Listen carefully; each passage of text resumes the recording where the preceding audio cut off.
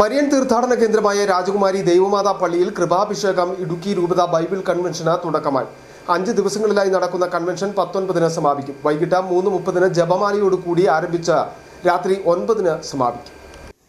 Anakkara Marian retreat centre director father Dominic Valanmanal നേതൃത്വം നൽകുന്ന ടീമാണ് കൺവെൻഷൻ നയിക്കുന്നത്. ബുധനാഴ്ച 4-ന് നടക്കുന്ന പൊന്തിഫിക്കൽ കുർബാനയ്ക്ക് ശേഷം ഇടുക്കി രൂപത ബിഷപ്പ് മാർ ജോൺ നെല്ലിക്കുന്നിൽ കൺവെൻഷന്റെ ഉദ്ഘാടനം നിർവഹിച്ചു.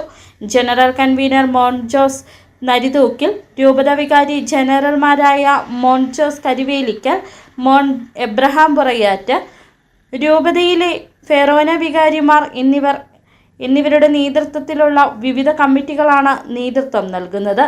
ദിവസവും കൺവെൻഷൻ സമാപിക്കുമ്പോൾ വിവിധ മേഖലകളിലേക്ക് പോകാൻ വാഹന സൗകര്യമുണ്ടായിരിക്കുമെന്നും കൺവെൻഷൻ ദിവസങ്ങളിൽ കുമ്പസാരത്തിനും കൗൺസിലിംഗിനും സൗകര്യമൊരുക്കിയിട്ടുണ്ടെന്നും സംഘാടകർ അറിയിച്ചു. സമാപന ദിവസമായ 19-ന് ഇടുക്കി മെത്രാൻ മാർ ജോൺ നെല്ലിക്കുന്ന് സമാപന സന്ദേശം നൽകും.